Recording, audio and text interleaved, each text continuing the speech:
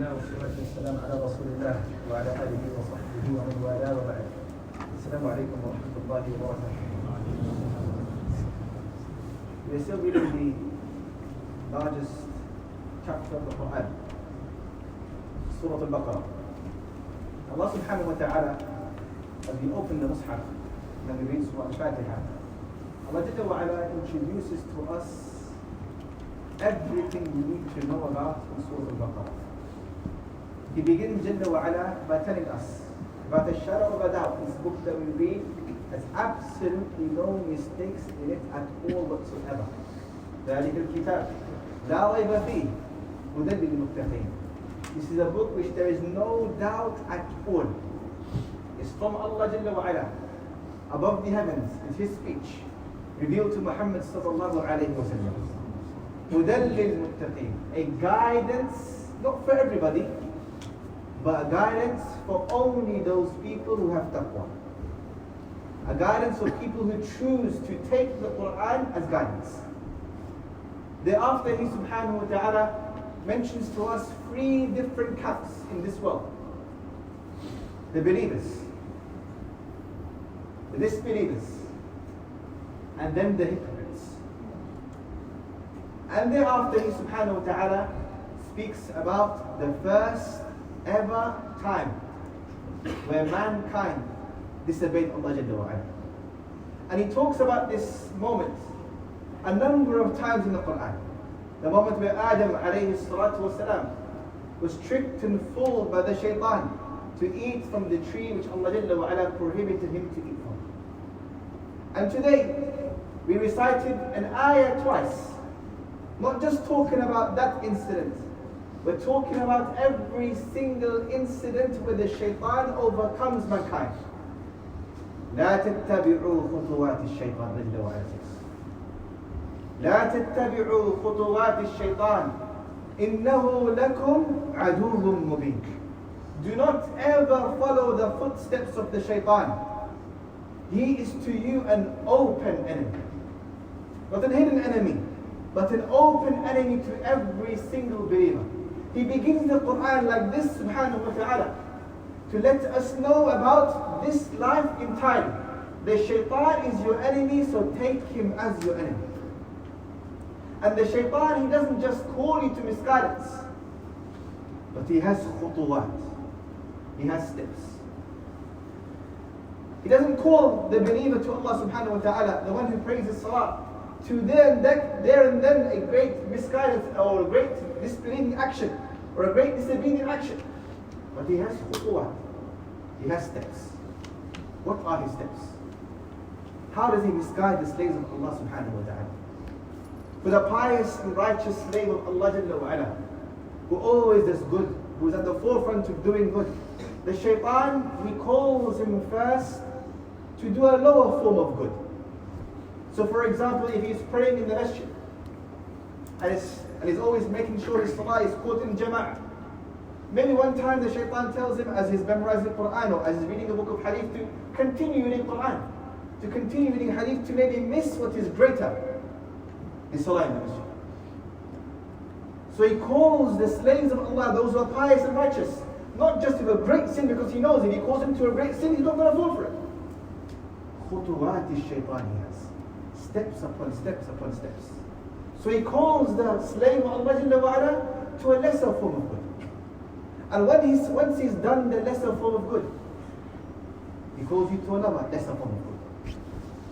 And once he calls you to the other lesser form of good, he makes the slave of Allah Jalla wa Ala involved in permissible matters that has no good actions or that has no good reward and no sin. So for a person who's reading Quran, for example, or is memorizing Quran, he engages his mind, he engages his heart in things from the permissible matters, such as he's become addicted to football, or is addicted to following a team, or is addicted to playing sports himself, or is addicted to something that is from the permissible matters. He overcomes his actions, he overcomes his good actions. And once he's done this, he calls a person to things that are disliked by Allah Jalla wa Ala. Not haram, but disliked. And once he's done this, He calls the slave of Allah Jalla wa Ala to a lesser form of haram before a greater form of haram. And once he's reached the greater form of haram, he calls him to his greatest door, his greatest sin, which he knows that if he began with, he would have never been able to distract the slave of Allah Jalla wa Ala. And that is the door to shubuhat, the door to desires, the door to rather doubts. Doubts about Allah, doubts about Islam, doubts about the deen of Allah Jalla wa Ala, doubts about Muhammad sallallahu alayhi wa sallam. And the scholars of Islam, they say, the shaitan calls to shahawat, he calls to desires, so that he can take you through the door of doubts. It's not possible for a person who's acting upon the Quran and the Sunnah and worshipping Allah Jalla wa Ala to be affected by doubt, unless he's followed his desires and the desires lead him to a doubt. One of the greatest blessings of the month of Ramadan, our brothers and sisters in Islam, is that Allah Jalla wa Ala has locked up the shayateen, has locked them up completely. And there are many benefits in knowing that the shayateen are chained and locked up. Not just does it allow us to engage in more acts of obedience to Allah subhanahu wa ta'ala, but it makes us understand ourselves. What does that mean? Some of the scholars of Islam, they say, why is it so that the slave of Allah Jalla wa Ala continues to sin in the month of Ramadan?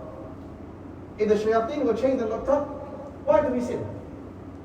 And there are two answers to this. The first is that the lesser shayateen or the lower shayateen, his troops, not the main shayateen, the minor shayateen are still roaming about. But we look to the hadith of the Prophet sallallahu alayhi wa sallam, he doesn't specify the fact that there are minor shayateen still around. He says all of the shayateen are chained and locked up. So what does it mean for a person still to sin? They say that sin has overcome your heart to such an extent that a person becomes accustomed to sin, and he doesn't realize he's sinning in the first place. One of the virtues of this month, or brother or sister in Islam, is that we can now find out which sins are we accustomed to. Do we still backbite? Do we still slander? Do we still lie? Are our gazes still following something that is haram? If it is so, then these sins have taken over our hearts to such an extent that the shaitan no longer needs to call us to it. And what do we need to do? This is the month where we fight against these sins. We strive to find every single avenue that can protect ourselves from these sins. Now we know how we're weak, where we're weak. We know it. We're sitting in this month. These are the sins that have overcome us completely. The shaitan who used all of those steps to make sure these sins have completely engulfed our hearts. This is the time in the month of Ramadan to fight against those sins specifically. Those sins that we continue to do in the month of Ramadan. We ask Allah Jalla wa Ala to protect us from all sins. We ask Allah Jalla wa Ala to allow us to overcome the shaitan in every single shahwa or desire or doubt he brings to us. We ask Allah Jalla wa Ala to accept our Ramadan. Jazakumullah khairan. Sallallahu alayhi wa sallam.